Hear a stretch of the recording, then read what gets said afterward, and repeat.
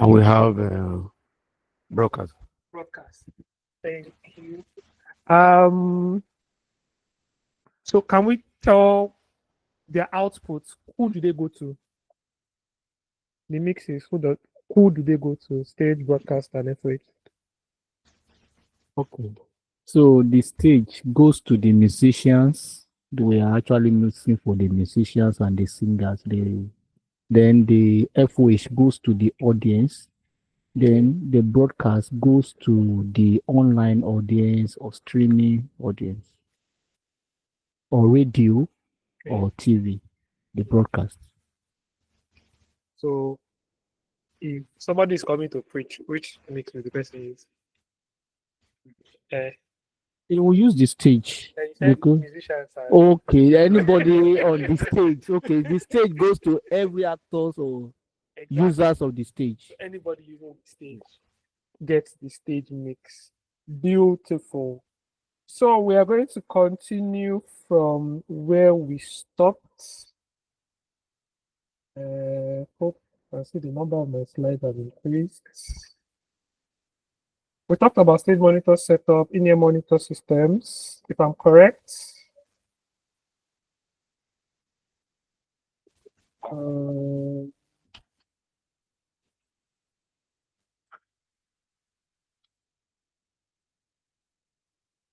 We talked about in-ear monitor systems. Did we? We did elaborate for this topic when you bring. Was that where we stopped? This was where we stopped. Oh, okay. About your in-ear monitor systems. This was where we stopped. I showed this as like a standalone regular headphone amplifier kind of setup. The P1 or the P2. And then I talked about the wireless IEMs and then the personal monitor mixer like we use here in this stuff. That's my mix. It's called my mix. So, okay, so let's assume that we do not, we'll just start from in-ear monitor systems and then move on. An in-ear monitor system or IEM is a type of personal monitoring system used by musicians and other performers to hear their own performance and the rest of the band mix through earphones, typically while on stage. These systems help reduce stage volume, protect hearing, and provide a clearer, more customizable mix compared to traditional floor monitors.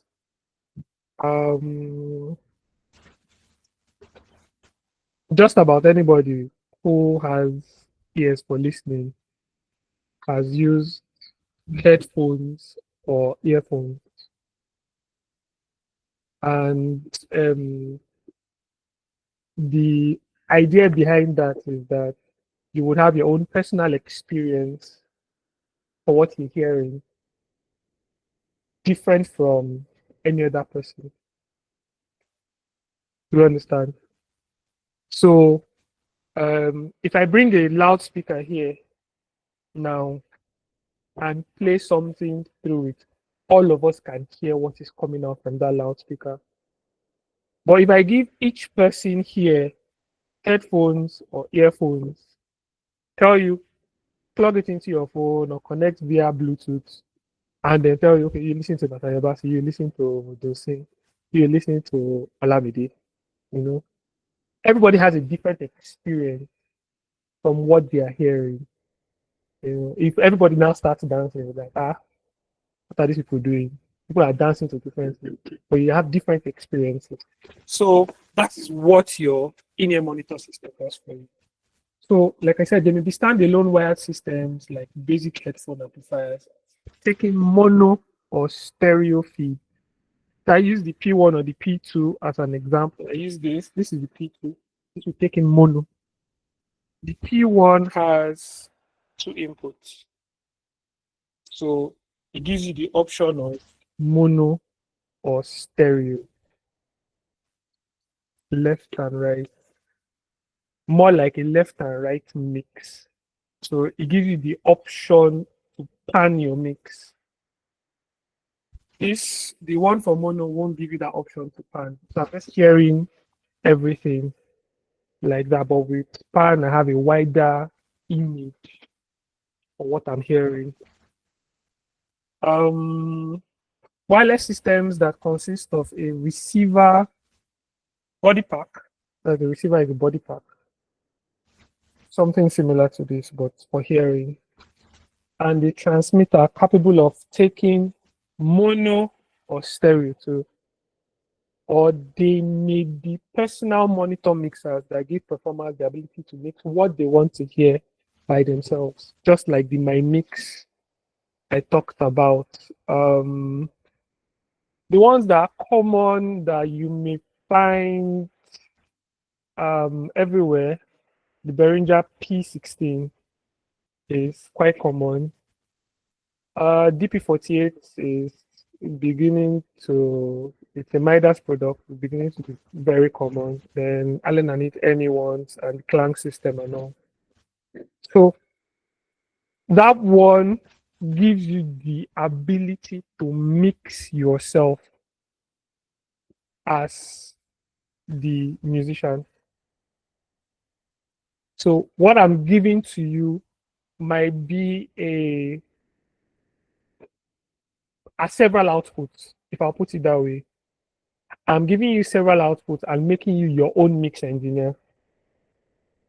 So if I have a band, I have drummer, 2 keyboardists, 1 bass guitarist, 1 electric guitarist, you know, and okay, let me work with that. If I give you that, the drummer would put up the drums, mix his drums himself, depending on the kind of output I sent him. I may decide to send a stereo image of his drums instead of sending the entire input as output, as each output. I may send a stereo image, so he just pushes that up and hears his entire drum kit. Then maybe he wants to hear the bass guitar, he pushes that up himself. If he doesn't like the second keyboard, he can bring it down. He brings up his vocals if he wants that, brings up the loop if he wants that. So he's doing that himself. The only thing I'm doing for him as the monitor engineer is to ensure that each output that I'm sending to him is clean and processed. That's the only thing I'm doing for him. How it's going to sound in his ears is entirely up to the user. Now, setting up an in-ear monitoring system involves connecting your audio sources to a mixer. We don't have our mixer here. So you're connecting your input to your mixer, then connecting the output out of the mixer to the transmitter of the in-ear monitor system. If you're doing a wireless system, you know, if you are doing, let me just go back to the picture. So if I'm doing this, I said it's like standalone headphone amplifier. So if I'm doing this, I'm taking out an output from the mixer and sending it here to this input. So I've already balanced the mix. So this one, I am the one doing the mix. I have balanced the mix. I've sent it here. All the guy needs to do is plug his earphones and come up on his volume. If I'm doing stereo, I'm sending 2. You know, so he plugs his earphone. He has that one has a pan knob. Remember, he one has a pan knob. So you can pan all the way to the left or to the right. But what you'll be panning will be my mix. For the wireless system is similar to this. The only difference is for this one now, we only have volume control. I am sending it to this transmitter. That's what I'm doing, sending it to this transmitter. You now receive the signal. The only control you have is just volume. And come up, come down, or turn off your body part. That's the only control that you have.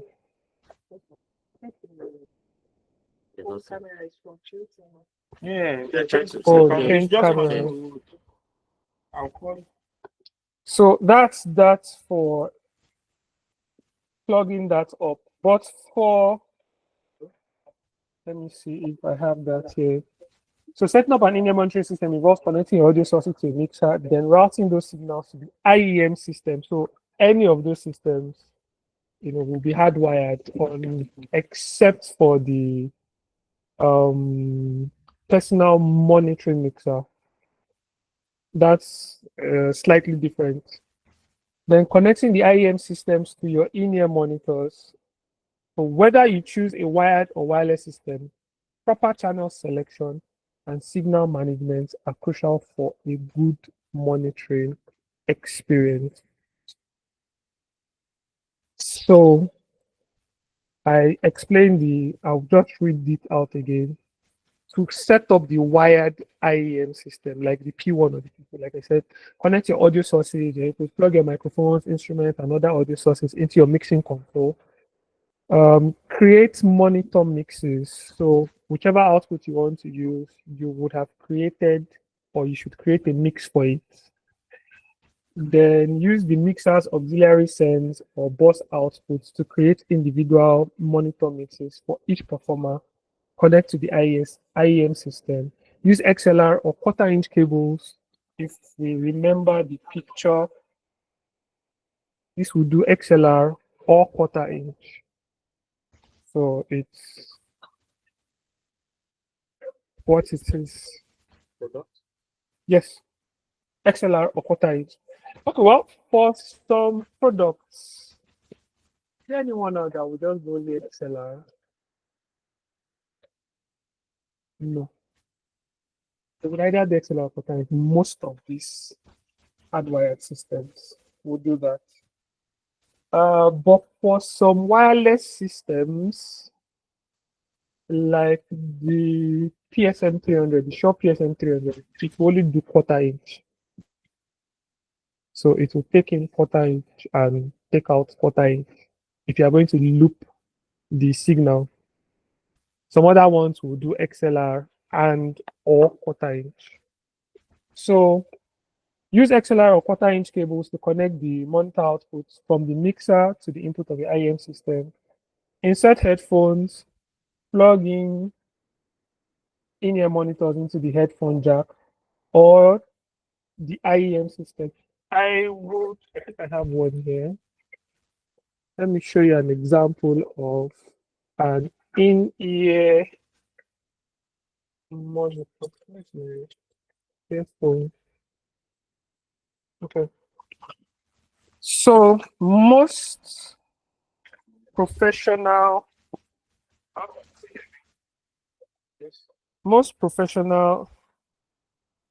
in-ear monitors.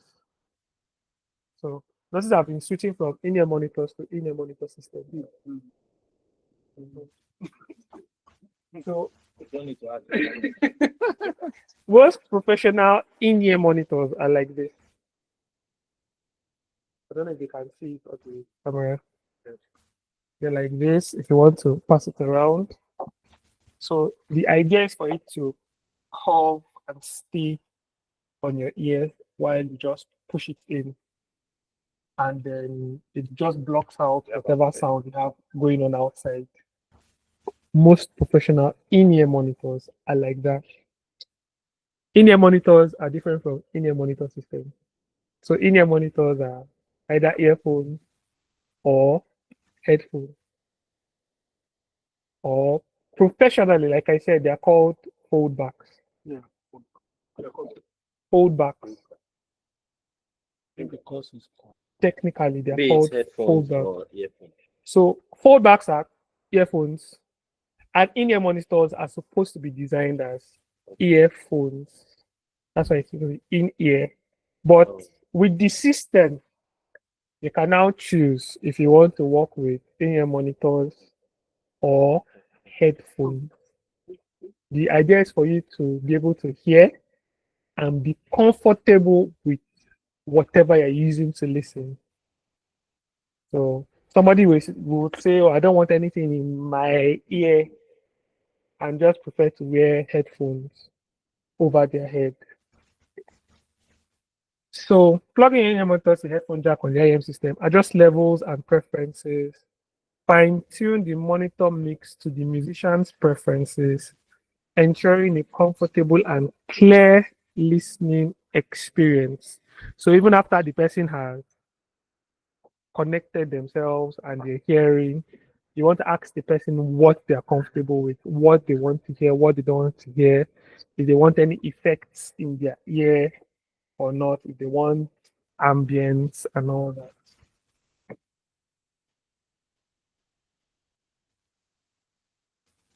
In this mode. So for the wireless IEM setup, supposed to have this where my wireless systems are. But the wireless IEM setup, the setup is similar to the wired IEM setup. It is similar. The only difference now is they are connecting to a transmitter. You would pair your transmitter with your, no, in this case now, this is a transmitter and that's a receiver. But with wireless IEMs, that would be your transmitter. It doesn't exactly look like this. It's just a radio device that is sending out signal. Your body pack, which will be your receiver, this body pack, this microphone body pack is a transmitter. There will be a body pack. So if I go back to the picture, that's a body pack. So you have an IEM plugged into it. This is a transmitter. Do you understand? So so your transmitter, you're sending signal, your auxiliary signal, either mono or stereo, to that transmitter. Then you pair or sync your frequencies from transmitter to receiver. The same thing you would do for your wireless microphone. So you sync frequencies and then just mix. So same thing wired system, just that now you're dealing with a wireless system. Do we understand? I need to read all of this. Thank you. Personal monitor mixers, my favorite personal monitor system because it takes away a lot of work from me. I said here in this style we use a brand called My Mix. Very interesting brand, bit pricey, but it gets the job done. Most of the monitor systems or monitor mixers that you have, personal monitor mixers that you have, would only allow you do 16 channels. So that's like I'm giving you a 16 channel mixer. And okay, so the P16 will do 16 channels straight. There's no addition. You cannot find your way around it and all. But the My Mix that we use would do 16 channels. It would do it either as 8 stereo channels or 16 mono channels, but with a twist. Now, the 16 mono channels would always take its pairs. So if I set them as mono, I'm talking about My Mix now. If I set them as to be seen as mono channels, if I take channel 1, the mixer expects me to take channel 2 in my 16 channel count.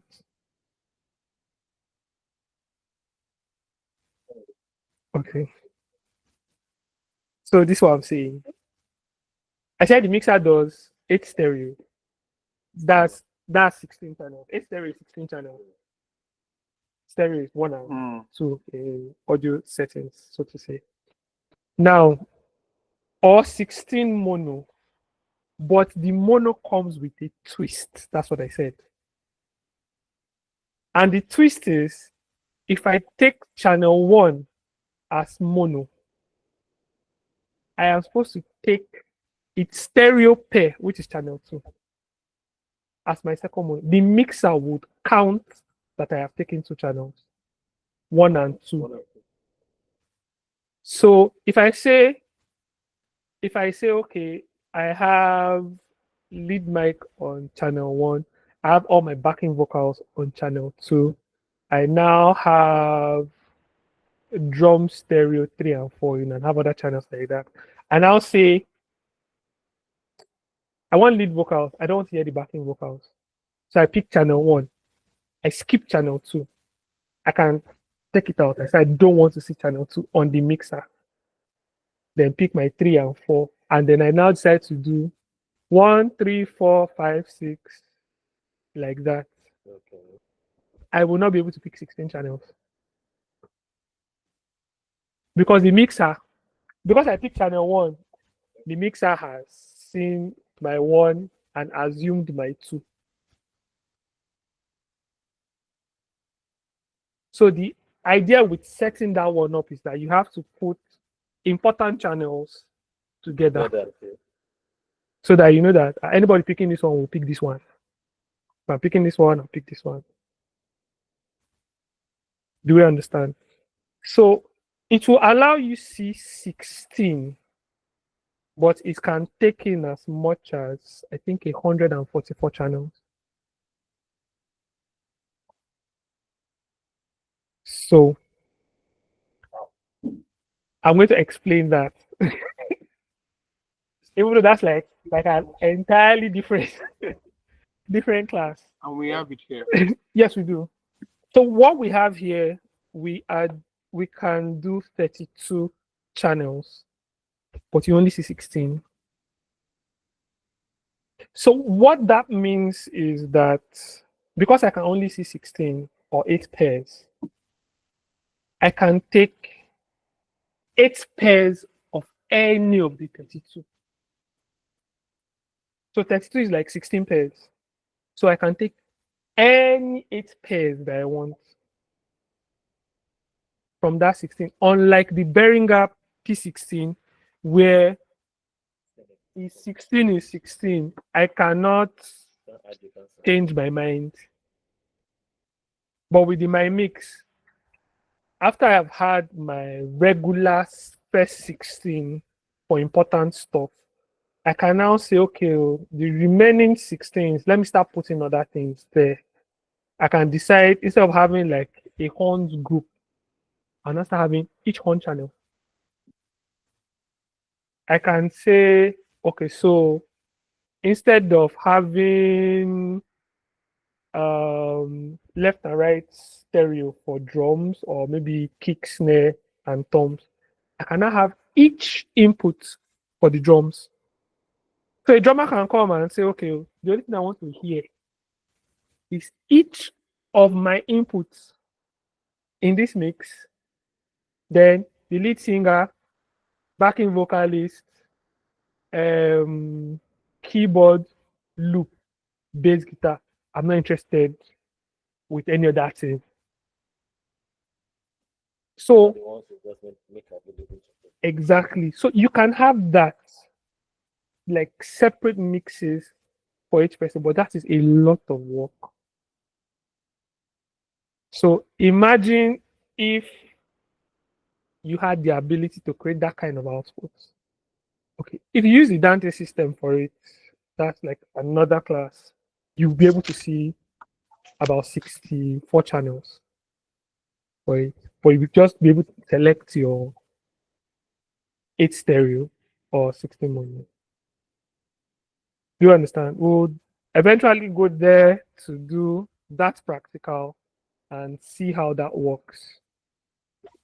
So Now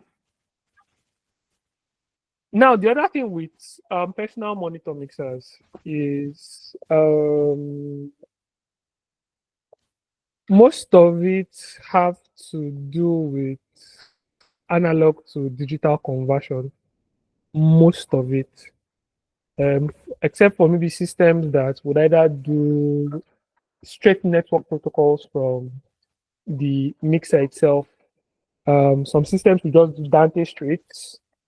Some systems will do MADI straight, like that. Behringer will do Ultranet straight or P16. But assuming I want to mix systems up, maybe I want to mix. I like to use the Behringer P16 because it's as basic as you can get. I want to mix that with a mixer that doesn't have that Ultranet protocol, like an Allen and his mixer. It means I have to get physical auxiliary output going somewhere where the P16 can pick it up and now see it as a digital signal. So you now have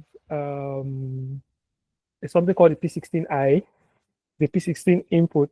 So it takes your mixer's physical output, takes it into the input, converts that analog signal to a digital signal that your P16 can now understand. So you're now seeing each of the channels. We will do all of that experiments. We'll deal with my mix. My mix is set up like that. We'll deal with that. So if you do that, that means you should have roughly 16 outputs to play with on your mixer. Whether it's 8 auxiliaries, 8 matrices, whatever it is, you should have about 16 outputs to play with. And you can now send a mix to each output. So you can decide to say, okay, I want to send just my kick to my first auxiliary. Or I want to send all of my lead mics to that first auxiliary, all of my backup mics to the second auxiliary, just like that. When it comes out from each auxiliary, it goes to the analog to digital converter as output to input. That converts it to digital signals that your P16 can now pick. And then your P16 now does the conversion that you can now see as each output from your mixer. Do you understand? Looks like I'm talking too far. It's getting technical. So we would when we do the practical, we will see something similar on that side. So let me just read this out. Connect the aux output from the main mixer to the inputs of the personal monitor mixers, either digitally or using a digital to analog converter. Then Ethernet cables, if applicable, usually be applicable. You always use either Cat5 or Cat6, Cat5e rather, or Cat6. So use shielded Cat5 or Cat6 cables to connect the main mixer to the personal monitor mixers.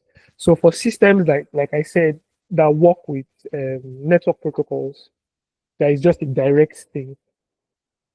So you can just, instead of having output, physical output coming out from the mixer, just one Cat cable, you do all your routing on your mixer and send it via one Cat cable. Then stereo or mono, decide whether to use stereo or mono mixes. Stereo mixes can offer a more natural sound, but may require more accents and cabling.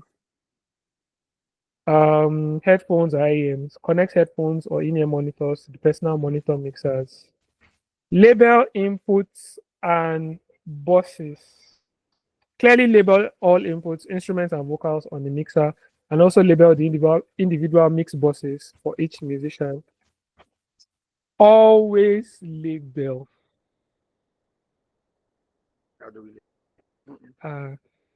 Always label. So if you are dealing with physical systems, physical equipment, cables, and all that. You want to know where what is. One of the first things I did when I was working on stage there was I went to the back, I started checking each auxiliary.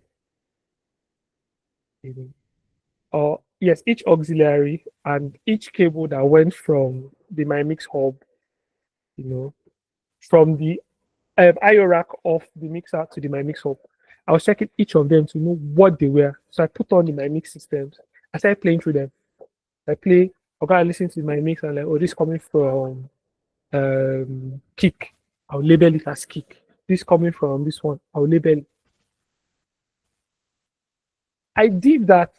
I now realize, oh, okay, I have spare channel. I now label this one spare one, spare two, like that.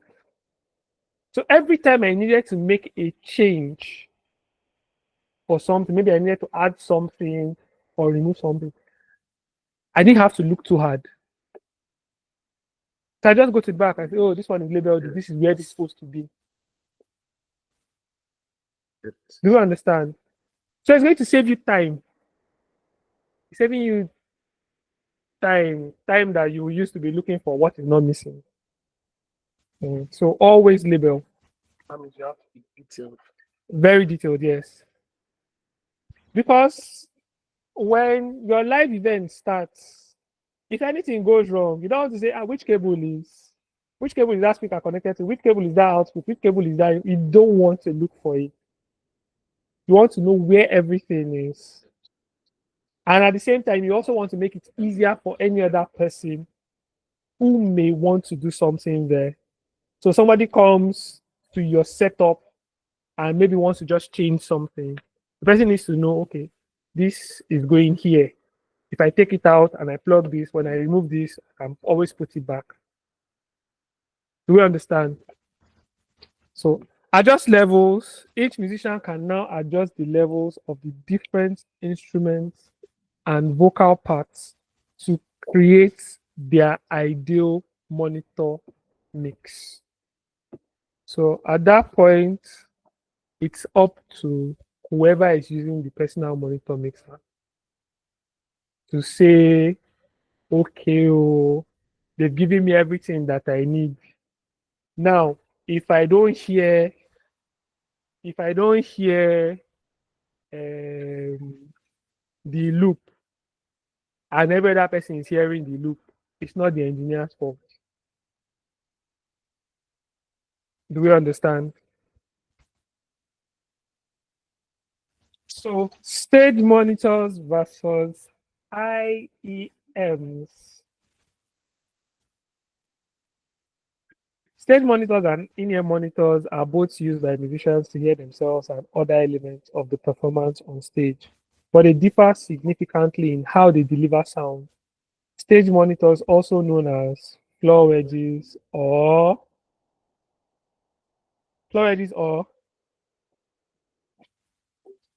fold back. They also fold back systems I thought too. you said in-ear monitors I also fold back. Okay. I think that's the technical name, fallback. So any monitoring system is a fallback system. Whether it is Or Whether it's a speaker or as long as you need to monitor, okay. fallback. Okay, this one too. No, Which one? that's earpiece. Yeah. That's earpiece. So stage monitors are speakers placed on the stage facing the performers, while IEMs are earphones worn by musicians, delivering sound directly into their ears. So the pros of stage monitors: relatively inexpensive. Now that's relative now. Now it's relative. Because you have very cheap in-ear monitors now, but the system might be another thing. So relatively inexpensive, familiar to most musicians, allows for a sense of feeling the music. So there are certain musicians that if you go to them now and say, we are going to stop floor monitors for you or side fields and give you in-ears. They will fight you. They will fight you. And some of them have good reasons to do that. One of it may be that the experience that they may have had with using particular IEMs have been terrible, or headphones, or maybe the person who mixed for them didn't do well for them. But you know, even if the stage monitor, the person is still mixing. You know what So- is being mixed on the stage monitor. So that's the thing. Okay. There's a few part of it too. Now, like I was explaining to some people last week that we got expensive IEMs for musicians, and they did not like it. They did not like the experience, even though those systems were, or those IEMs were professional. Like that's an IEM that Don Wen uses. And they were like, no, this thing, I'm not feeling it. It's just dry. Who It's just are those there. musicians? These musicians. Our musicians. Now, they started using cheaper IEMs, cheaper product, and they enjoyed it. Way cheaper. I'm talking about 10 times cheaper. And they were comfortable with it. Why? So what they were using before, like I said, would have been very comfortable for any sound engineer. If I take those IEMs to mix an event, and have a very good time. But they are musicians. They did not come to mix your event. They came to enjoy themselves while playing. So everything should sound big in their ear. It should sound like they're having a So concert. was the domain monitor not sounding big? No, so that's the thing. If you mix for most foreigners, most white people, they don't like loud sound. I mixed in an embassy once where mix was making sense, balance and all. And then they came out like, can you bring it down? I was like, bring it down. Why? They said, no, bring it down so that when we talk, we can hear ourselves. I was like, hey. Meanwhile, the level they wanted it at, you can't have it in any Nigerian party. Because the person will ask, what's this thing? Okay, push this thing up. They want to be shouting when they are talking. They want to be shouting. Want the one that if I need to say something serious, I need to get you out of that space. But those guys will tell, bring it down, bring it down, bring it down. Once the guy can have a normal conversation with you, it's fine. So a lot of them are like that. But I want people who want it heavy. That's why, like, there are some talking drummers I look at and say, I want it heavy, I want it heavy. I have to show you your frequency spectrum sometimes. You see that depth you're looking for? It's not here. There's nothing to increase. I person like, no, you can see increase it. But someone else is going to mix you the way you sound and all that, and just mix you with proper listening levels. They don't want to damage your ears. So that's this sense of feeling and familiar to most musicians. But if you can give a musician something that they are comfortable with, something that they will enjoy, give them time, they would forget the use of floor monitors. So cons can be loud. if each musician has a speaker, and if each of the musicians has have floor monitors, well, it may be nice in a way. It's noise, but it may be nice. Now, with what we do here, so your drummer will have a top and a sub. So I'm giving your drummer like a full system. I go to your talking drummer, he wants a top and a sub. And in most cases, it's not like they're asking for that small top and small sub. They're asking for give me double 18s and dual 15s. And the dual 15 that you're giving me, I don't want one, give me two. So something you should use for front of house. One or two talking drummers will tell you that's what they want. So you give that to your percussionist, give that to your drummer, keyboardist wants floor monitor, sax wants floor monitor. Who else again? Bass guitarist will now tell you, I want my combo and floor monitor. Lead guitarist tell you, I want combo and floor monitor. Then you now have floor monitors for the people singing. With what I have found out, experience, irrespective of the size of your stage, the stage is going to be noisy. Definitely. Because you would have battle of volume. Everybody wants to hear themselves. Everybody wants to hear themselves and hear themselves clearly. Everybody. So it now becomes unfortunate for the people that don't have volume control. So if the drummer is playing and realizes the keyboard is too loud, he starts playing harder. You know, in most cases, he will either break his sticks or tear the drum. The talking drummer looks at this drummer is playing louder. I can't hear myself. He starts to really beat his talking drum till he tears it. Now the ones with volume control now decide the keyboard is like, I'm enjoying this, and cranks his volume. So when he cranks it, he increases it for everybody. So if I send keyboard to everybody, everybody just starts hearing the keyboard really loud. The guitarist now thinks, engineer has increased keyboard. Let me increase myself. So he increases his guitar, goes to his pedal, cranks it, and it's now loud.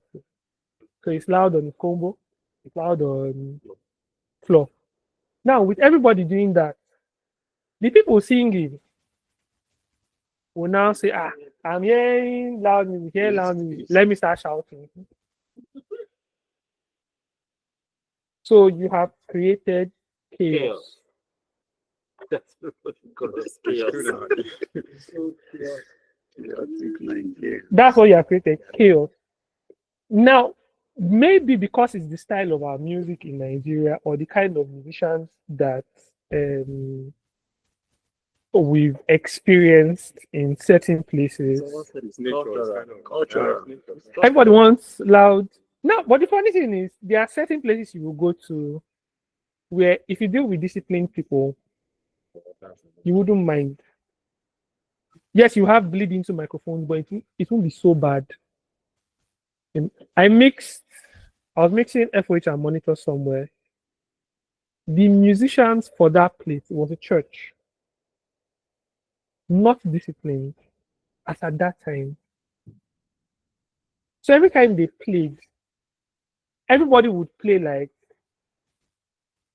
I'm the one they came to hear.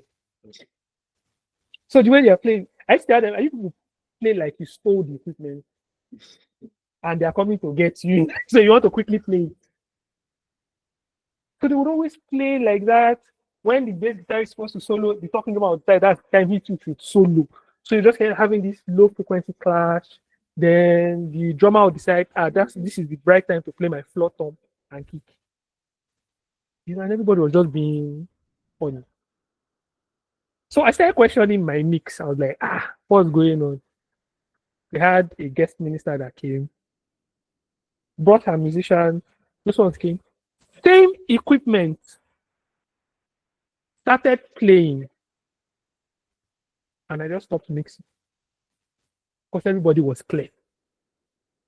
So the pastor came to meet me. What happened? What happened? I said, it's your same equipment. So I did not change anything. No. They did not bring anybody. Oh. Same equipment for disciplined people. Whole thing was clean. It was balanced. The person who knew when it was his time to solo will solo, and everybody will just chill. You know. I told the musician, you guys should see what these guys are doing. Oh. So stop looking at the engineer as a problem and say, he did not give me the volume when I asked for the volume. Were you supposed to be playing at that time? Do you understand? So, can be loud, creating feedback issues, and potentially damaging hearing. Limited sweet spot where the sound is optimal. So, sweet spot is usually where you would get like the best sound. If you sit or stand off axis a speaker, a loudspeaker, you will not hear all you need to hear. You understand? Then can make the stage environment messy and difficult to navigate.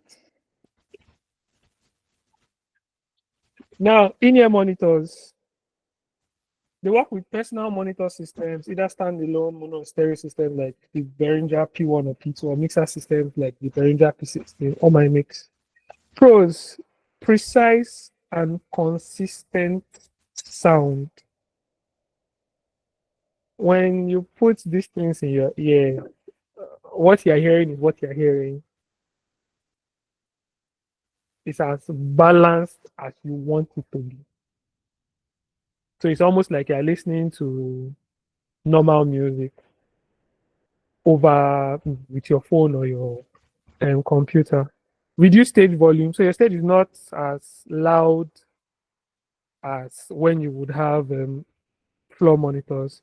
Eliminates feedback issues. You don't have all the howling with microphones and monitors and all that.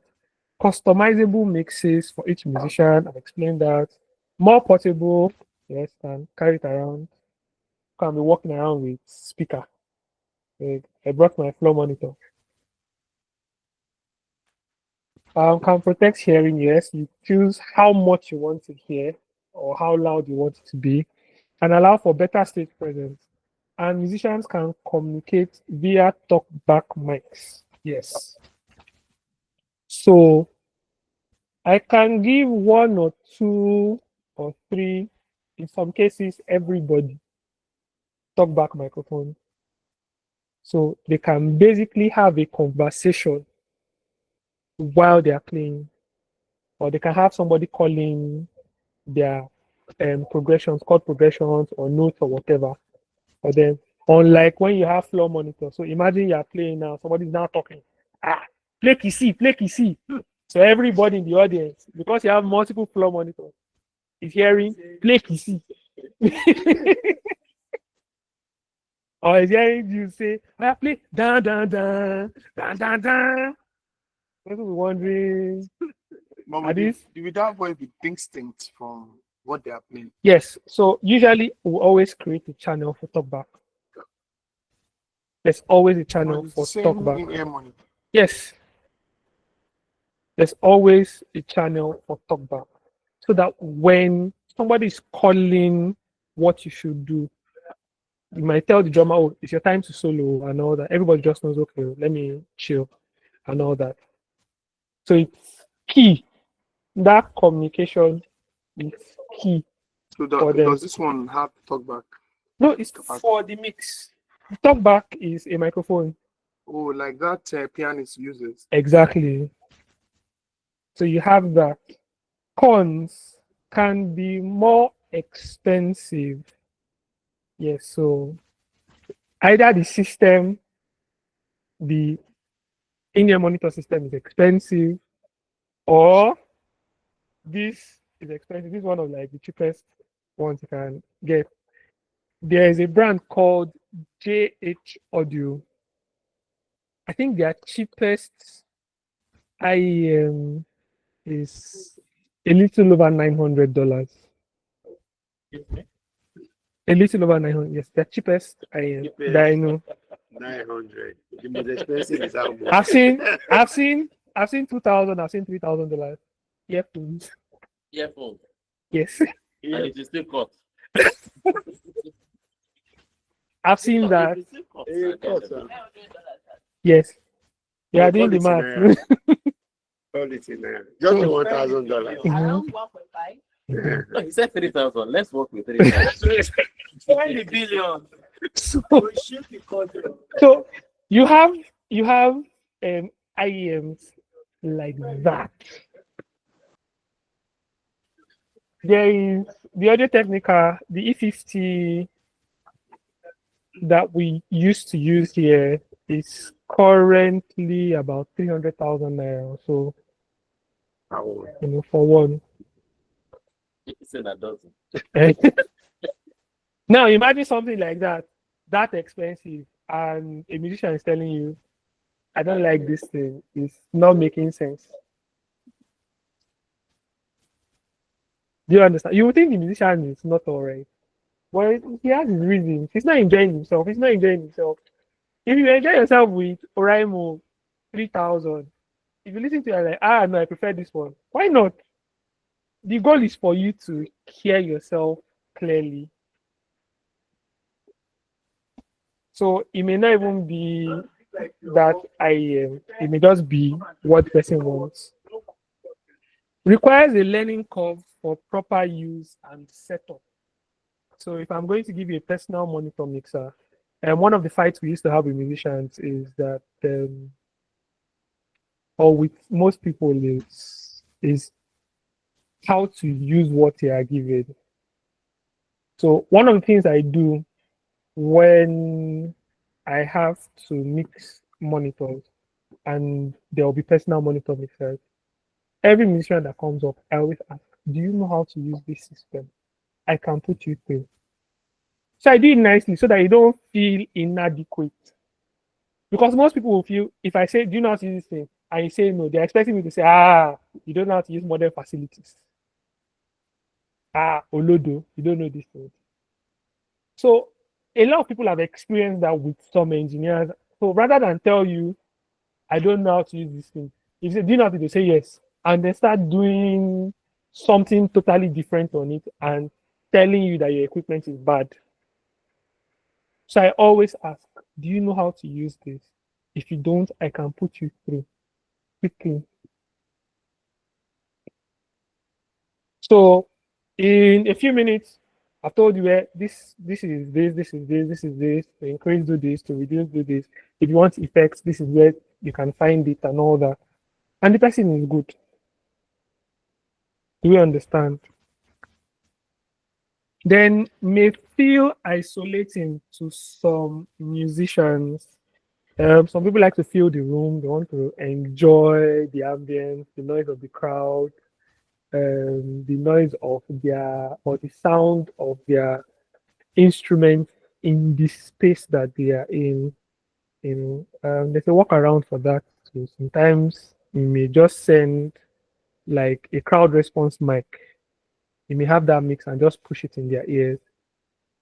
So the person has that ambience in their ears. So potential for discomfort or difficulty fitting properly. Some people have tiny ear holes. So if I put this I think is medium. If I put this, most times it won't go in. But the beautiful thing with most IEM systems or most IEMs is that they come with different earbud sizes. So there are smaller earbuds, there are bigger earbuds, depending on the person's ear hole. And then the cool thing with this one, it will always hang on your ears. Always. So that's for this input list. Input list from just the name. It's an audio input list details every audio signal source that will be connected to the soundboard or mixing console. It typically includes channel number, which is the designated channel on the mixing console, source, the instrument or vocal being input. So you will know whether it's going to be microphone or line, basically. So microphone or DI, the specific microphone model or direct input boxes for the source. So some people they call them technical writers, that they would be specific about the kind of microphone or DI box. I mentioned something last week about maybe knowing when to use a passive DI or an active DI. So if I'm doing a setup and it's maybe I know the kind of equipment that will be coming there and they are not going to change it, I can ask, okay, well, if your bass guitar is going to be active, I'm going to use a passive DI box for you so that I can control how much volume that I would get. Now, if it's something that they would be switching and I don't know who else is going to bring the DI box, I can decide to just leave an active DI box there and worst case, pad it. I can decide to do that. So it depends. So some input list or technical writers can be that specific. They can say, oh, for the lead mic, we are using Shure ULXD Beta 58 capsule. It can be that specific. Somebody can say Shure ULXD and say, okay, oh, no problem. And I decide to bring something with a Beta 87A or 87C capsule. But being specific down to the kind of capsule that you would use, being specific down to the kind of drum microphones you would use on each of everything on the drum kit. So say, okay, the snare drum, I'm going to use SF57 for the top, I'll use 57 for the bottom. For the toms, I'll use a different kind of microphone. I might use Sennheiser and all that. For overhead, I can use something else. Then stand type, the type of microphone stand required. So I would say you want straight boom, straight microphones for people that would want to sing on stage, boom for overheads and all that. Phantom power. So if I'm going to be using anything with phantom power, I would want stated condenser microphones or active DI boxes. Any additional information relevant to the input, such as preferred microphone placement or specific processing needs. So I may say this is where I want this microphone. This is how I want it to be placed. Somebody can say on my drum kit, I don't want to clip any microphone on any drum. Use microphone stands, everything. There are people like that. Use microphone stands for everything. Don't clip anything. So that's that for input list. Then stage plot. So these two documents, so to say, are quite important if you are going to be doing setups. Input list and stage plots. In this place here, you may just have to figure out your input list by looking at the mixer. But there are some of us in this place that have it already. And then stage plots, basically how your stage or how everything is going to be arranged on your stage. So you go as far as where, okay, the drummer is going to be here. You will take this amount of space. Bass guitarist is going to be here. Take this amount of space. People singing will be on this side. They will take this amount of space. That is what your stage plot is going to be. So that would help you determine how you're going to run cables, place microphones or equipment, whatever it is going to help you determine that. You understand? So stage plot is a visual diagram illustrating the layout of the stage. I'm supposed to have a picture. I'll show that later, including the placement of musicians, instruments, amplifiers, monitor wedges, and power drops. It provides a quick reference for the production crew and helps in efficient stage setup and patching. Key elements of a stage plot include musician positions, instrument placement, monitor mixes, power drops, risers, sub sneaks / cable paths. You know sub snake, audio link. That's so in some places we'll call them snakes. Yeah. Snake. When you hear snake, somebody's talking about an audio link, so to say. Monitor console setup. So you are looking at your mixer now. I've given you input list.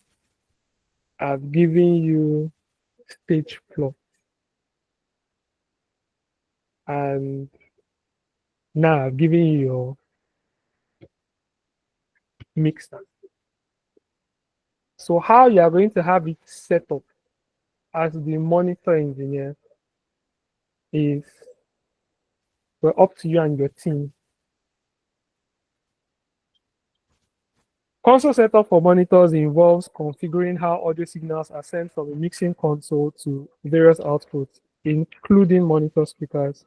This allows users to customize their monitoring setup, whether for recording, live performances, or audio applications, or other audio applications. Key aspects of console routing for monitors include output selection, mirroring, and the use of auxiliary sends for creating separate monitor mixes. So, if you've plugged in all of your inputs, you now decide to choose your outputs. We've talked about auxiliaries, right? Sending the mix to the auxiliary.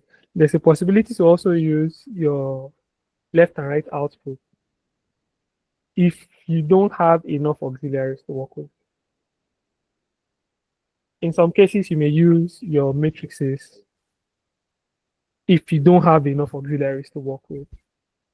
The idea is for you to be able to use what you have to achieve something good that people will enjoy. What are the auxiliaries? Okay, so auxiliaries are like their outputs for maybe sub mixes or effects. So let's say, let me use front of house as an example. I'm mixing for the house now. I'm mixing front of house for the house. But I want to create a separate mix, totally different, that maybe I feel somebody outside should hear. I just feel somebody outside should hear that mix. And I want it to be a separate mix from what is going on here. I can use an auxiliary mix for that. But the issue with that is, for front of house is, I'm mixing front of house now. I'm mixing for people. I now have to go to the auxiliary and mix for that person outside. So I am doing something slightly different. Maybe here, because of what the room sounds like, I may want my snare louder. But because it's outside, I may want something balanced. So I may just bring it down on the auxiliary. No, auxiliary itself is a monitor. You know, the auxiliary is an output. It's just another mix going to an output. Yeah. Same inputs, but a different mix. So for the case of musicians, assuming I'm using monitor outputs for each of them, everybody's asking for what they want. So the keyboardist will want more keyboard in his mix. So I'll create a mix for that and have more keyboard in that going to that auxiliary and less of everything. The lead guitarist would have more lead guitar and less of everything. So each person is having something tailored going out. The auxiliary is just sending out that tailored mix to each person. Sorry. What on the on your console? Mhm. On your console, how do you now separate the auxiliary mix from the main mix? So that's still part of your monitor console section. So on most mixers, you would see the option to have your auxiliaries on pre-fade or post-fade, or pre-fader or post-fader. So what that means is for your front of house, after you've gotten your input signal, they only hear it when you push up your fader on your mixer. If the mixer was here now, we all know what the fader is. You push up the fader. Now, for the auxiliary mix, so most monitor mixes are pre-fader mixes. I can bring my faders down and have the knob of that auxiliary channel come up or come down. So if it's on pre, it means fader is down or up. It's not the auxiliary business. I can send it out via that channel's auxiliary knob. If it's on post, if I push up the channel's auxiliary knob, if that fader is down, you will not hear anything until I bring the fader up. Do you understand? When we get to the mixer, we will see that option of pre and post. Sorry, they call it pre-fader, post-fader. Post-fader, Pre-fader before fader. post-fader, after fader. So if you put it in pre, you're collecting the signal before it gets Before to it gets to the fader. Or if you put it in post, you're getting it after the fader. So if the fader is down and it's on post, you will not hear anything. That's what it's trying to. You understand? That's it. So that's how, when you choose your outputs like that, you know for auxiliaries, pre or post. For most mixers, okay, so for like the Midas Pro 9 or the Midas Pro series, and this one here, the HD96, and then for most professional mixers, you can operate your matrix like that. For entry-level digital systems, you may not be able to do that. So I can't make like input contribution to a matrix for entry-level system. I can only make output contribution. So some people will define a matrix as a bus of buses. So either I send my left and right to it, send an auxiliary out to it. But for most pro boards now, I can send an input to it instead of output. So I can make my matrix behave like an auxiliary output. So that's output selection. Consoles offer various output options, including main, left-right output, auxiliary send, groups, and matrix outputs. Output destination. Users can select which physical outputs on the console will be used for monitoring. So you will choose, I want my auxiliary 1 for lead singer. I want my auxiliary 2 for drummer. Then I want like that. If you realize you're out of auxiliaries, okay, I want matrix for this person. I want this other matrix for that person. Mirroring. Many consoles allow for mirroring, where a signal routed to one output is also simultaneously sent to the monitor output. So it's basically in the patch. You can always patch two outputs to look alike. We talked about the aux ends. Aux ends enable the creation of independent monitor mixes for different performance or listening environments. Some cases where someone is mixing front of house, you have maybe just one mixer in that place, and the person has to mix for their online audience. If you have a well-tuned PA in a room that is acoustically good, you know you can create a balanced mix. You can always send that mix out as a matrix. If not, you would have to create like an auxiliary send or two, stereo.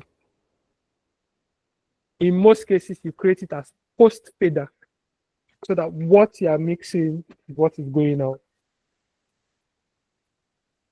So clear up all of that, very practical. So we've explained pre-fader and post-fader, yeah? Pre-fader and post-fader, we've explained that.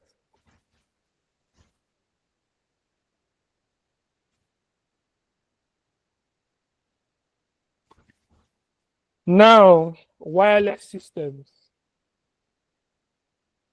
We've talked about wireless in-ears. We're going to talk about microphones. Transmitter handle, the body part sensor. This is, what's this? Body part, yes? Transmitter. Some people are calling it receiver. So in this case now, it's a transmitter. It's a transmitter, exactly.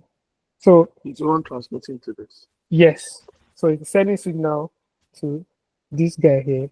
That is the receiver. We've talked about the wireless IEM. Now both operate using radio frequencies. So good planning is crucial to avoid interference. I don't know if anybody has experienced interference with wireless microphones before. Who has? You have. What was the experience? Noise? Depends on what is happening within the room. Okay, beautiful. So with interference, you're probably having, let's say I have, this is set up now. Somebody decides to set up their own microphone in that building and use the same frequency. The same frequency. Now the person is talking. It's probably working there.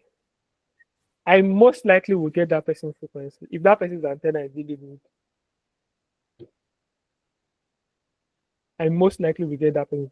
And with this antenna too, this antenna is really good at picking other things. I most likely will get what that person is saying. So there are some churches you will go to because of the kind of microphones they are using, and they are close to another church that's using something similar. You now start having two different messages coming out of, you know, the pastor will say, praise the Lord. The other pastor is saying, die by fire. And everybody's hearing it. And everybody's hearing it. So you have that for interference. So setting up wireless microphone. Unpack and power on. Ensure transmitters and receivers are powered with fresh batteries. So this doesn't use a battery. This receiver doesn't use a battery. But there are some microphones that their transmitter and receivers are like body packs. Sennheiser has that. Yes, it's just like this. The microphone body pack is like this. The receiver body pack is like having an IEM body pack. That's what it looks like. So I can take that one anywhere I want to. So if you are using that, ensure that both of them have fresh batteries. Other than that, for this one, ensure your transmitter has fresh batteries. Attach your antennas and position receiver antennas in a V shape. Do you have me now? Check your. I think no. Think, Yeah, so check no, your power went off. systems audio. I went off just now. Wait, you can hear you now. Can you hear me now? You can hear him now. We can hear. We can hear. Went off. Okay. So attach and position receiver antennas in a V shape, 45 degrees apart. So behind this, you have two antennas. Some wireless receivers have four. Some you connect them to antenna distributors, and they will tell you for optimal performance, there are particular ways you can have the antennas point. This is already so close. So either way to capture. This also has an antenna. This is an antenna. And take this out. So it has lost signal. There was Signal. here. No, yes. Check. If you plug it now, no, plug it back. You won't have signal again until. Can you see it has come up now on that last channel? So I'm transmitting. I'm my own radio station right now. So you have these antennas and you must have them connected. Then frequency selection. You have the option for most professional systems to scan. Do a quick scan. It gives you the frequency that is free. Then sync your body pack to that. I should explain. Yes. So everywhere we are, you have radio frequency going on. If we put on all of our systems here now, all the microphones, LED screens, lights, all that, everything is pushing some form of radio frequency into space.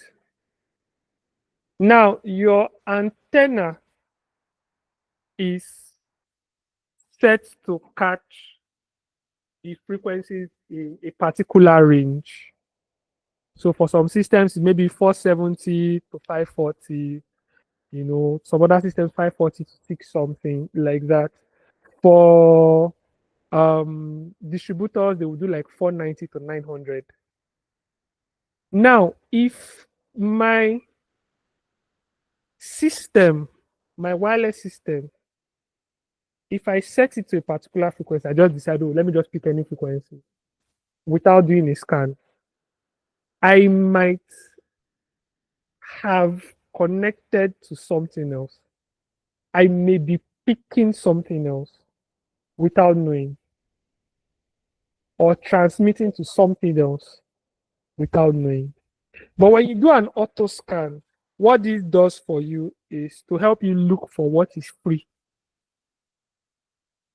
So there's nothing transmitting in this frequency, and there's nothing seems to be receiving in this frequency. Check your audio again. There should still be, if I have internet, the audio should be good. So if you have that, once you scan and you see a clear frequency, select it and then sync your body pack. You're good to go.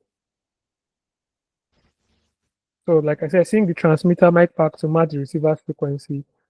Often done via infrared sync or manual tuning. Manual tuning is tasking. Gain structure. Somebody asked a question last week about turning down the gain of your mixer completely and still receiving audio. If you remember, and I explained that for some devices that have their own gain, if I have the gain all the way up, if I turn the gain of my mixer down, I will still see signal. So if you do a proper gain structure here, where once I'm done setting, okay, so for most of these systems, I can do gain structure here on the body pack, gain structure here if I get to the mixer. Do that, have clean input, and you're good to go. So test, walk around the stage area with the mic to check for dropout or interference. So good?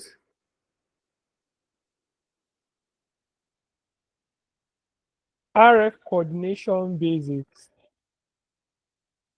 I like to leave this for like a practical class, but I'm going to read this quickly.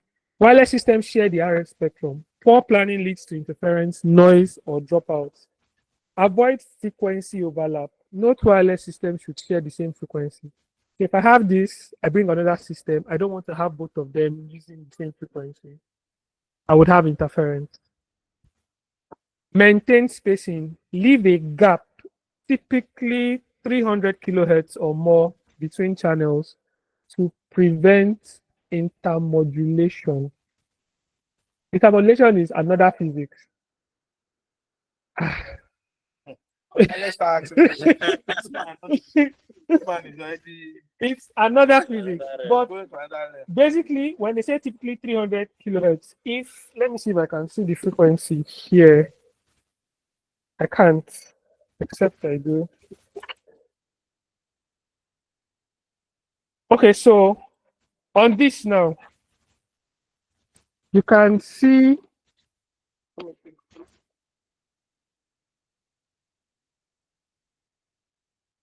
472.650. Just pass it around. Pass it around. I'm not sure I'm using that right. 472.650. That's in megahertz. So your 0.650 is in kilohertz. Now they said maintain or leave a gap, typically about 300 kilohertz. So ideally, if I want to have my next microphone on it, the least I should do is about 470.900 and something. Not 300. Added 300. It's That's point, 800. Both Supposed to up be and down. either 300. up or down. Either. Yes. So you are giving that gap. At least There was the intervals for 300. It's a normal, to normal avoid band of upper side. intermodulation. The intermodulation, the physics behind it is that if I don't avoid it, the interference I'm going to have would be maybe the second. Jesus, I'm very far. This is a basic class. I know, I'm not going to explain that now. I'm not going to explain that now. But they didn't pay for this class. to prevent intermodulation, Can't give them master. always have that space. Always have that. That's why I said use AutoScan. So AutoScan will just help you take out all of that. This thing.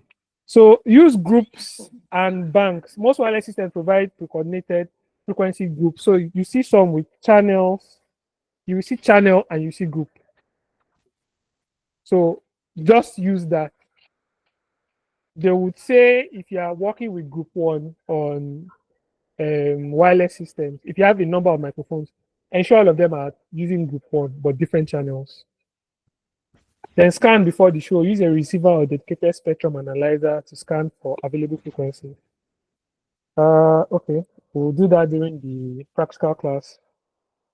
Separate mic and IEM frequencies. So wireless systems, microphone wireless system, wireless IEM, if you have that. During Carol, and then I think worship experience, we always introduce wireless IEMs. We use that for whoever will be leading. No drama, we don't use wireless IEMs.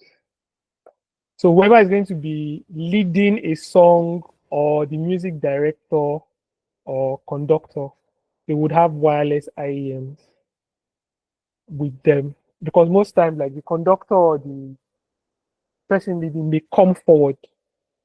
So the person will be behind the monitors. Then use antenna distribution system for multiple microphone receivers or antenna combiners for multiple IEM transmitters. Two different things. Would explain that in the master class. Best practices: always use fresh batteries or fully charged batteries. Label each mic and IEM pack clearly. Like I said, always label. Always label. Test every wireless system before sound check. Keep transmitters at least 3 meters or 10 feet away from receivers to avoid overload. Then, if possible, use RF coordination software like the Shure Wireless Workbench, RF Venue, and all of them. Troubleshooting from input to output. You have set up your system. You have set up your mixer down to your monitors. You have your inputs going into it. And all of a sudden, you have noise. What do you do?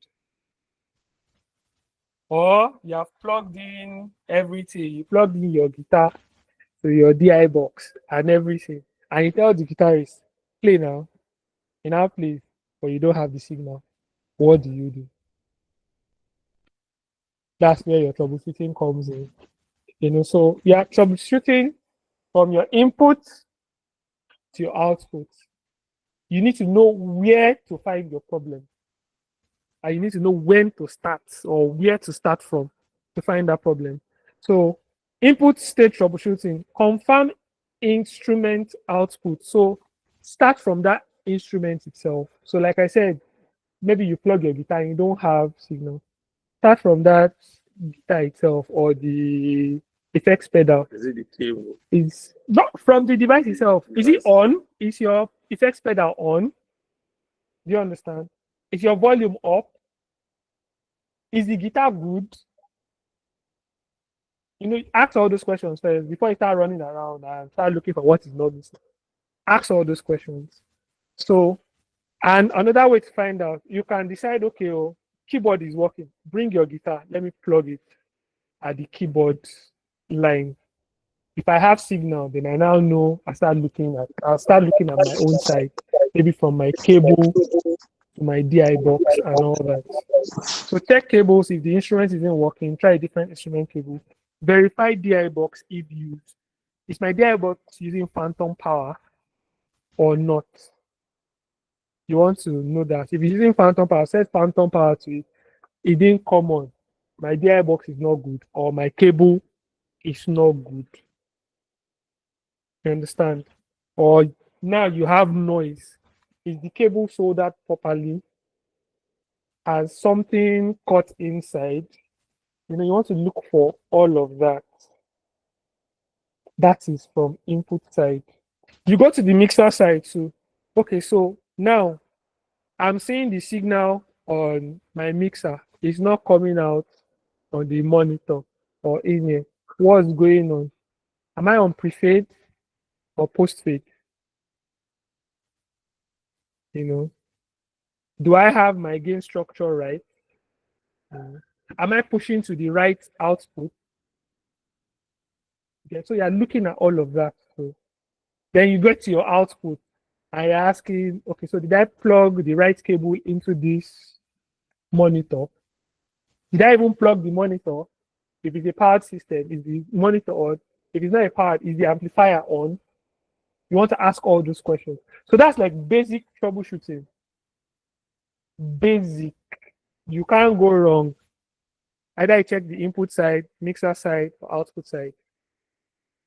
You understand? If you're having feedback, what's the issue? Is the microphone gain too loud? Or is the speaker itself, is the monitor too loud? Did I use my equalizers correctly, my graphic EQs or my parametric EQs? Did I use them correctly? Am I boosting where I should be cutting? Do we understand? So during the practicals, we'll simulate all of that and work with that. So I've explained all of this. Final steps and best practices. Check other monitors. If some monitor mixes are working, use those to your advantage to isolate the problem to a specific monitor or cable. Listen for feedback. I explained that. Isolate faulty components. Systematically swap out cables, DI boxes, and monitors with known good units to find the source of the problem. Preventive maintenance. Regularly check cables for damage, as faulty cables are a common cause of faults. What can cause faulty cable? So maybe how you've been packing your cables or how they've been using it. If I want to spoil this cable quickly, all I need to do every time I use it, I'll probably with this weight on it. Eventually one day I'll probably pull out the terminal point, the soldering inside. I would eventually pull out one. Or the way somebody's packing it. So there are ways people roll cables that if you do it long enough, you will spoil your cable. Or where you are keeping it. Cable money. So you have any of those things can spoil it. So it might just be bad sold. Somebody just didn't solder it right. Somebody swapped cables that But for code, cold code and for all hot. that. So any of those can be your cable issues. So you always want to check your cable to be sure. So communication and interpersonal skills. I talked about how we should relate with the people we are dealing with, our clients, as I put them, musicians, singers, whoever is going to use it. How we are going to relate with them. You don't want to come off as somebody who is proud. Yes, we know you know your job, but you don't have to rub it in my face. Do you understand? You know, I don't have to tell you, maybe I'm telling you, do this thing like this, and the person is again, I don't have to tell you, okay, in this thing, you don't know anything. In this thing, you're no lodo, you don't know it. That's it. I'm the person with all the knowledge here. Sorry. You know, there are nicer ways to pass your message. You know, and then of course, there are some people that you will deal with that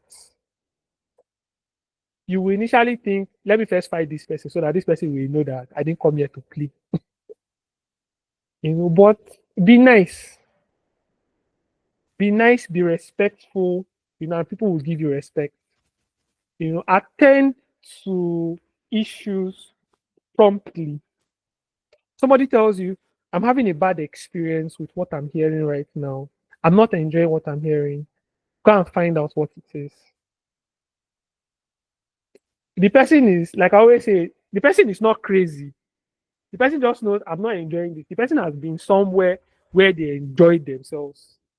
Now I'm here and I'm not enjoying it. Something is off. I may not be able to explain it as a musician, but if you hear it, you may be able to tell me something. Do you understand? Yes. So you want to be able to communicate properly, effectively, and not just a musician, to your team also. So you'll be working with maybe stage hands, floor managers, all that. And you can decide to choose to be alpha and omega. I say you should not stand there. I say you should stand here. You understand? You can decide to be like that. It will not come off well. You know, after maybe that day, somebody says, hey, go and walk on stage. This person say, no, it's not me to walk on stage. Let me go and walk outside. You understand? So you want to be friendly, but at the same time, you also want people to understand that you are fair with your decision. So, In order of authority, where will you place the monitor engineer? Why I'm asking this question is, as a video mixer here, you are more like a technical director. okay. I'm seeing this similar to what a mixer, a video mixer does. That video mixer, what you're saying here is getting into my head. That's also the role of the action mixer, who also has to adopt an effective communication skill or style to achieve results. And to achieve results, who you are communicating with or to have to be in sync or in the same frequency as you, in alignment as you, based on what you're trying to get done. So if you do not transmit right, rather than getting the desired results, you end up getting the head of the other person, and you won't get that result. So I see, meanwhile, the mixer here, the video mixer, is more like, it also has some level of authority. I don't want to say leadership, so to speak, but some level of authority on the job. So where will you place this? Because while you're saying that it's all right, there are some co-workers, let me put it that way, that are also very recalcitrant. They are, Insensitive. not insensitive, but they just will not follow what you're saying, whether because of ego or pride or just as is their person. Meanwhile, while we are saying that the monitor engineer or the mixer here must have the skill to communicate and relate and all of we must also train everyone to also learn to hear and listen and obey. Okay, yes, I understand what you're saying, and I agree with you. Now, the monitor engineer is in charge of his space, just the way the front of house engineer is in charge of his space, or the broadcast engineer is in charge of his space. The difference now with the monitor engineer is that he is where all the inputs are and possibly all the outputs. So I have front of house mixer here. He has his own inputs, yes, that you can see, his own cabling coming in. But where I am, I'm seeing all the microphones. I'm going to deal with the person that will use it. I'm seeing all my lines. I'm going to deal with people that will use it. I'm going to have to deal with people that will maybe help me arrange, where something is. Sometimes I would have to do it myself. That's why they will say the monitor engineer will wear many hats. You will do your RF coordination, you will do stage management, all of that. So I'm going to be in that space. If everybody knows what they are doing, most times that's why you would always have like your team head. Preferences. Your team lead will tell you, okay, you're in charge of this place, or you're in charge of this place, you're in charge of. I can't come from somewhere else, come to your place. I see that you are doing fine what you are doing, and I'll tell you, no, remove this keyboard here and put it here. If I ask you why, and you can't tell me why, then you are wasting everybody's time. The keyboard is fine where it is. You just come, remove it here and put it here. Okay, why? You now decide, because I feel like, no. If all of us felt like doing, so you should be able to work in a team. And it's not because you are better than the other person. You are just there to do that job. Do it right. It has nothing to do with I've been doing this longer than you. Or I went to school for it, you did not go to school for it. It has nothing to do with it. Get the job done. There are some events where I know I'm supposed to be mixing monitors.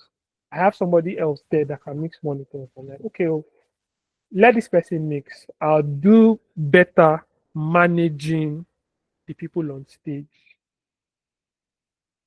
So I'll just leave the person there. Mix. I'll go on stage. Do you have any issue? Let me resolve. Do you have any issue? Let me resolve. Do you have any issue? Let me resolve. Somebody's coming on stage. Okay, did you have any issue on stage? Oh, I didn't enjoy what I heard. Oh, what was it? Something was too loud. Okay, we will bring it down. You are going back up very soon. You understand? Teamwork. That's the main thing. That's it. As a monitor engineer, you learn to manage conflict. Exactly.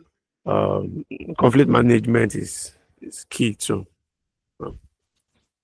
I'm sorry. Okay.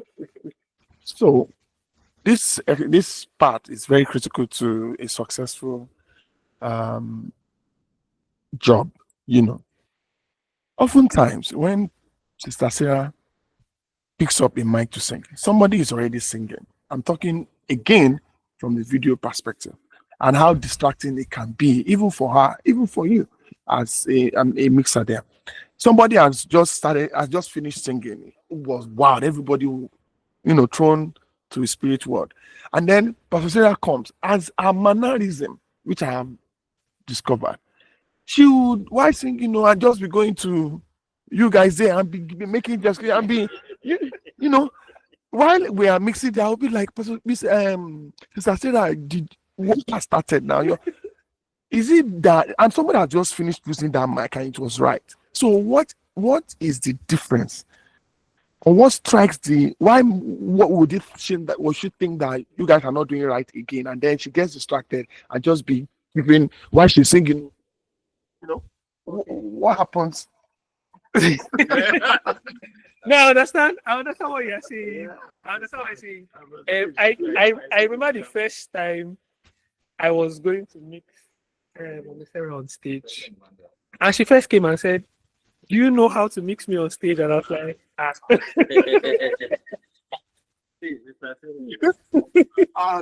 You know, Anyway, she said that, and I was like, "Okay, so what do you want?" She was like, "Oh, she only wants her mic, backing vocals, and keyboard." I'm like, "Okay, yeah, that's fine. We can do that for you now. That's not a big deal." You know, I said, "In fact, that makes my job easier." You know, and then when she gets on stage, she can look and then she will tell you that backing she's doing. She would do like this and bring down the backing vocalist. And bring down backing vocalist. Bring me up. She can do that throughout her administration. You know, I think maybe it has to do with her kind of person, and then maybe okay. So if we are looking at people that do it not just for ministry, also they get paid from it, you have to learn how to be professional about it. One of the things I've learned from professional singers is that they know during soundcheck, we've done soundcheck. Soundcheck is good. They expect that the energy will change during the main event. You know, musicians will get excited and decide to play louder or something, and then everybody might start screaming. They expect that, so they find a way to go with the flow. They find a way to go with the flow. If they can't adjust with whatever they're hearing at that time, they will find subtle ways to tell you to bring down something or come up on something. Very subtle. One of the persons I used to enjoy mixing like that was the late Samuel Koso. If Samuel Koso tells you to bring up his mic, nobody will know. He will be dancing while he's telling you to do. Very subtle. You bring it when it's okay, nobody will know except you mix it. Very subtle. so what signal does he give? He's just dancing and doing this. And everybody, well, no, he's dancing. He has told me to bring up mic. I'll bring up mic. And then he's good already. So as a monitor, you're also I am looking at everybody. I'm looking at him. So as I'm looking at him, I'm looking at the drummer to be sure that he's okay. I'm looking at the keyboardist to be sure that he's okay. My eyes are just going everywhere. Exactly. Your front of house guy just focus on his mic. But you as a monitor engineer, you are looking at everybody who you are supposed to attend to. a lot of work. So you don't want to drop the ball. Because any error from there, if the drummer has an issue, can go offbeat. If it goes offbeat, every other person is going offbeat. If the keyboardist has an issue, he plays the wrong key, you know, everybody's playing wrong key or singing wrong key. So you have to pay attention. You have to pay attention to it. One of our drummers here one time had an issue. This sound check, they didn't use a talkback mic. So we played, sound check was good. The following day during service, he had an issue during choir administration. We had introduced talkback mic. He had cranked the volume all the way. His talkback mic started behaving like an ambient microphone. So he will play his snare and hear it from far in his ears. He will play it. He said it was sounding like delay. His drums were sounding like delay. When he came down, he was almost going to fight me. I was like, calm down. He said, leave him. I made his playing very bad. I said, calm down. I want to explain your problem. He said, no, that he doesn't want to hear me. He went inside. I followed him in. Now, see you. I could have said, it's your problem. What's my own? I did my job. But I was like, no, let this guy understand this issue, it's not fight, and it's an opportunity for him to get educated.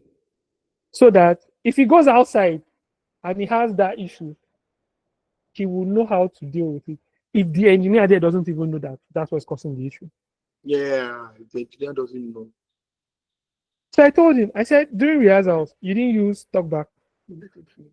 I said, during rehearsals, you didn't use talkback. He said they used. I said, no, you didn't use. I said, no, you used talkback.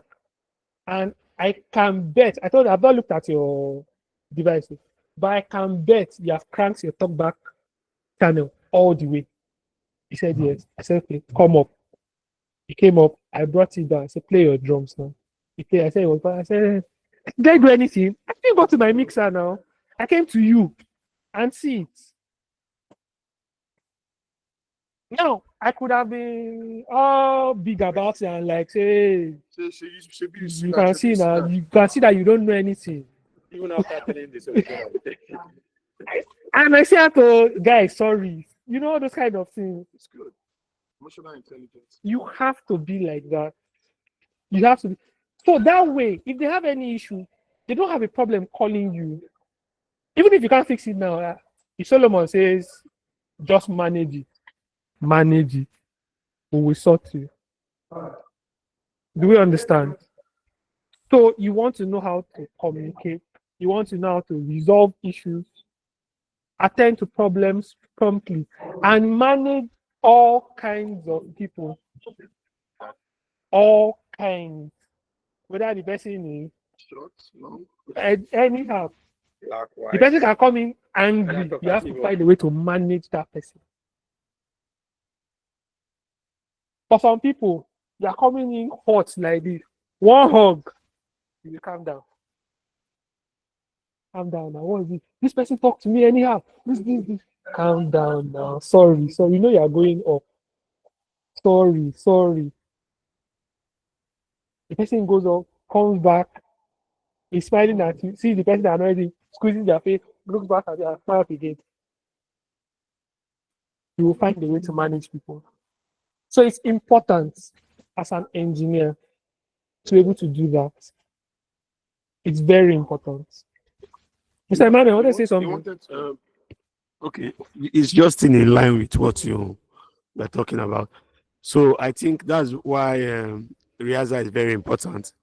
And for example, for what you just said, as regarding introducing a new input like the talkback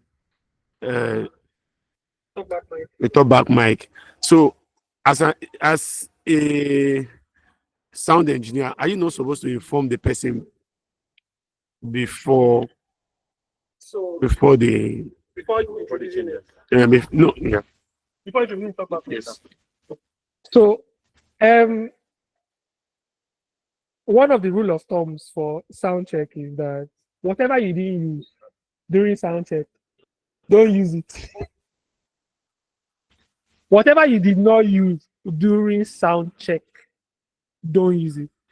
Of course, there may be changes, you know, you may have some slight changes, and but ensure that it's something that you can manage, and it has to be communicated across. So if I say maybe during sound check, the person who's going to play acoustic guitar doesn't show up, Sunday the person shows up, I have to tell front of house, I have to tell broadcast, there's an acoustic guitar. The person didn't come for sound check, but the person is around now. And then I tell the person that didn't play the acoustic guitar, you didn't come for sound check. If you don't sound good initially, calm down. You did not come for sound check. So it's not going to be magic. It's not plug and play. I may need to process one or two things. Every other person needs to do the same thing too. So calm down. Don't rush anybody. The only people I want to focus on at that time are people that came for sound check and maybe they now say, well, I have this issue. I want to balance you first before I now come to you. I've had those kind of issues with percussionists. You don't come for sound check. You just come during the event, bring out your talking drum, go to one mic, and start doing like this. And you're doing engineer, I will tell you to hold on. A meeting. I won't mute you, but I will tell you to hold on. Your volume will not just be as loud. Hold on. Let me sort everybody. Why Then I start to process it. why the play is going on? Why Yes. the performance is going on? You will hold on. And I'm going to be nice about it, but very firm. So that you know, the people who came for sound check, they don't have two heads. The people who came for sound check would have been anywhere else, but they showed up.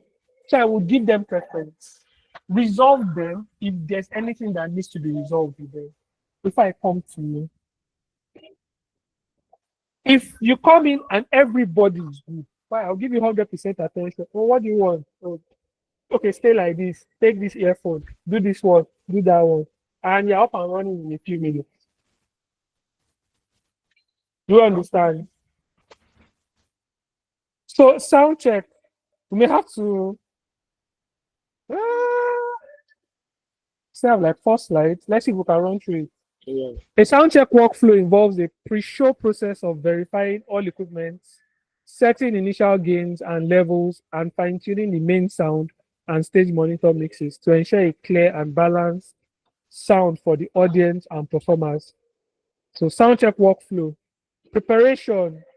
Prepare. Everybody come on time. Engineer, ensure that your mixer is on.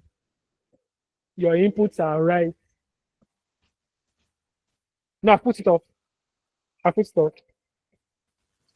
So come on time. Let everybody come on time. Everybody that needs to be at their instruments, let them be at their instrument. Then have each person check. Most times we like to start from the drummer. Drummer play your kick, play your snare. We like to start from the drummer most times. But when the drummer is not available, start with whoever is available, even if it's vocals.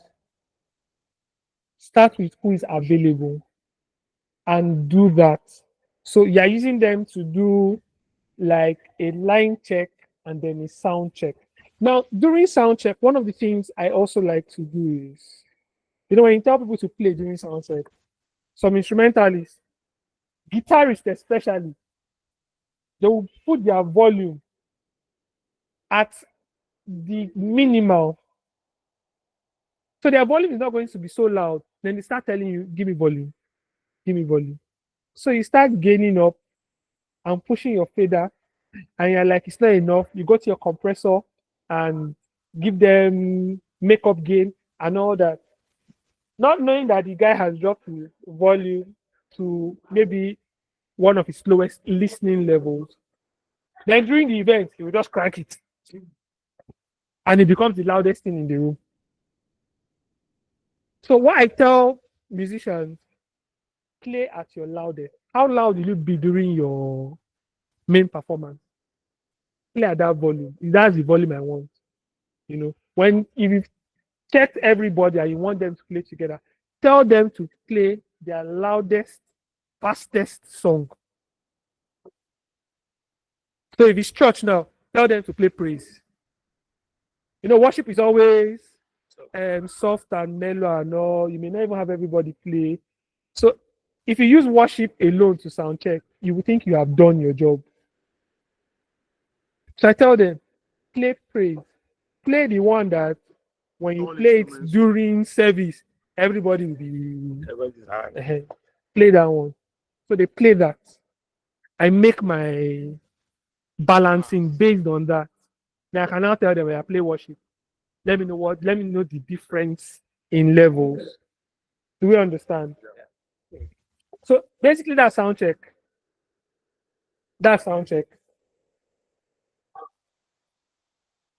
Okay. I'm about to finish you. Just give me 1 minute. This is the main event. Yes, no. Main event. What have I done? Guys, see money.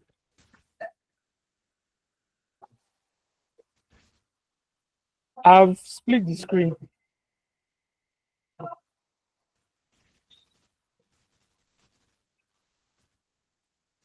I split the screen. Hey! Sorry. Okay.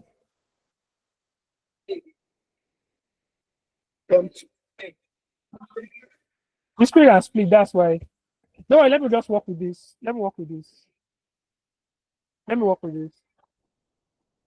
Main events. So we have set up our systems. We have tested our systems. We have done sound check. Everybody is fine.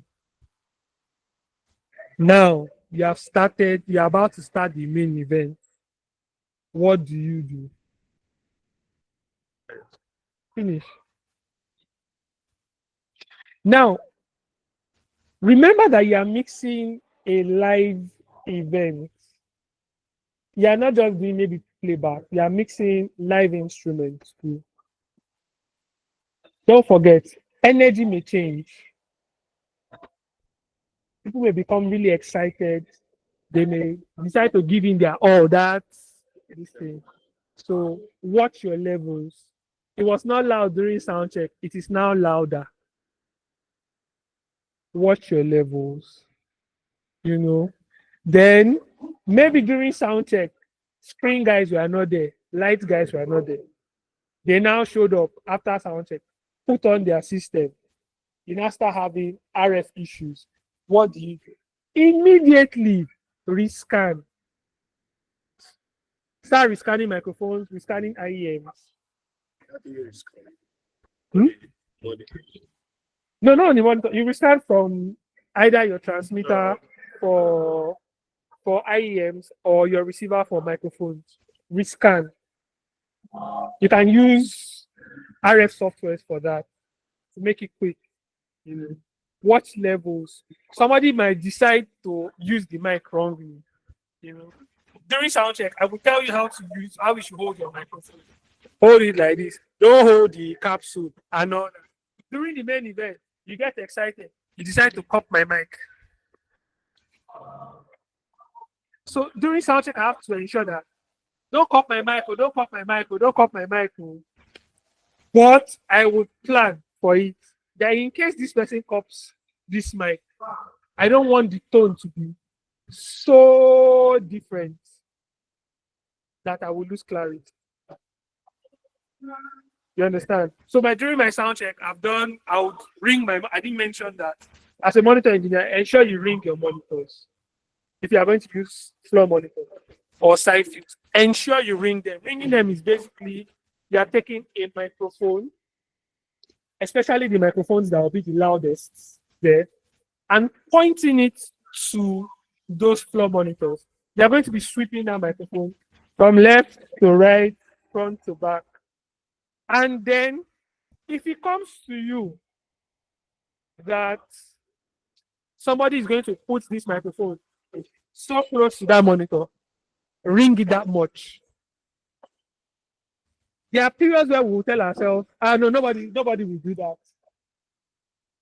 I tell myself that if I'm ringing monitors, I may stand like this and I will say, nobody will ring. And somebody will surprise me and bring it like that. Somebody will go there, kneel and decide to be praying like this. In front of... So I used to tell myself, if I can imagine it, that, somebody will somersault to use this mic in front of... I will look for who can somersault to do it. Because people will shock you. You know, there are some events we do, we'll tell the artist, whoever, whatever they do, keep it on stage. The person is like, okay, no problem. And during sound check, he's on stage. During the event, the person will decide to leave stage and go to front of house. Maybe front of house did not plan for that. The minute he steps into front of house, he's having feedback. So plan for any of those things. It may not happen, but you're ringing your monitors, ringing out those monitors. It's like you wearing a safety harness and climbing. That's what it is. You don't plan on falling when you climb. Nobody plans. You are climbing scaffold. You just say, when I get to the top, I'll just lean back like this. Nobody plans that. But you will wear a safety harness and hook yourself up just in case. I'm doing that just in case somebody decides to do it for me or decides to copy the microphone. You understand? So main events, you have prepared for all those things. Have extra cables, extra DI boxes. Anything can decide their electrical stuff, their electronics. It can decide to fail. An adapter can decide to burn for a microphone. Have a spare. Batteries can choose to die. Always have fresh batteries. Do you understand? So basically, that's main events. Nothing else. So this is it. This is the end of the talking class. If we have any questions, So hold on, before you have questions, this class has taken a whole lot of time. But I need to read this. I need to take it up to go and start focusing on them. So I don't know how you will ask questions that people online want to know. Because I want to take this guy. So maybe if you want to ask questions here, you can also join the meeting. So you put on your mic and use your mic as a. I don't know if you understand what. okay. You understand? You give them your. Let's. So you on the mic on that, and they also use the phone to talk. Because I need to take out this guy. So thank you very much for staying tuned. Yeah, mine is more of a general and You will use. mine is a general and a hopeful question. Okay. Since I started participating in this training, it's been very interesting. I never knew that audio is this very deep and very interesting and attractive also, uh, and deep in knowledge, If for us who are joining in, we've always done video and want to be part of this, what is the criteria for when we have finished training for joining? Then is there a growth plan even when we join?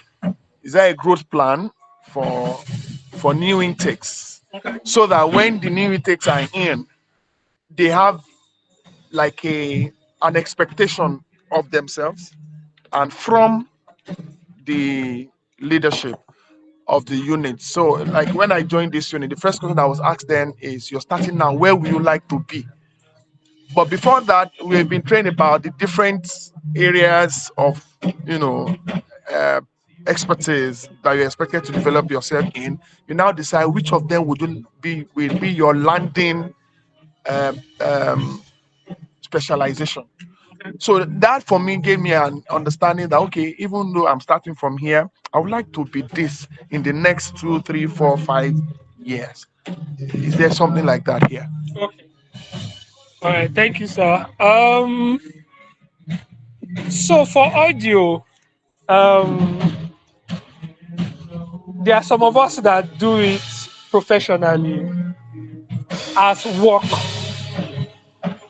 There are other people that just enjoy would I say the hype of it, the fanfare, the work. Some others is a hobby, just want to serve. So you want to know which area you are going to be in. Now the thing is, the tricky thing with it is sometimes you really don't know if that's what you eventually want.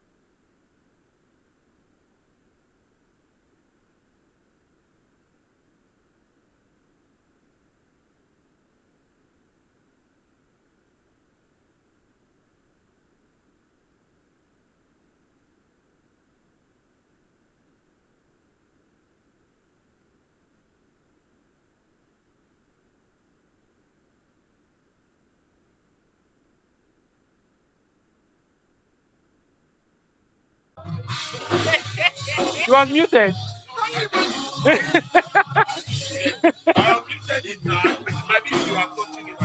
No, I didn't thought it was muted. I didn't thought.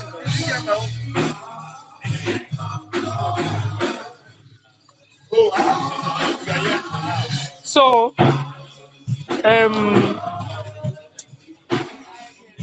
now there are other aspects of audio that are not so obvious. It's just the results that are obvious. Example, you see all these loudspeakers hanging here. They did not come with the building. I don't know if you understand what I mean. So Data did not buy this space. They will not enter. They'll say, oh, there's loudspeaker, there's loudspeaker, there's loudspeaker, there's mixer, there's... Somebody had to install it. That's on that aspect. Somebody had to design the system. That's on that aspect. Somebody had to tune the system. That's another aspect. Now, all of those people, you don't get to see them. So the guy who climbed scaffolding to hang that speaker, you don't get to see him every Sunday. You may only see the person if there's an issue and they need to replace it.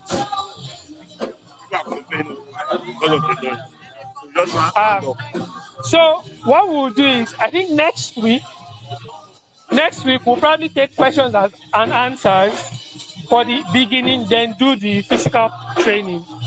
Is that fine? All right, so thank you very much. Has everyone here registered online? Did you register online? Please, there's a link, please, on WhatsApp and on the Google Meet. Please register. Thank you very much.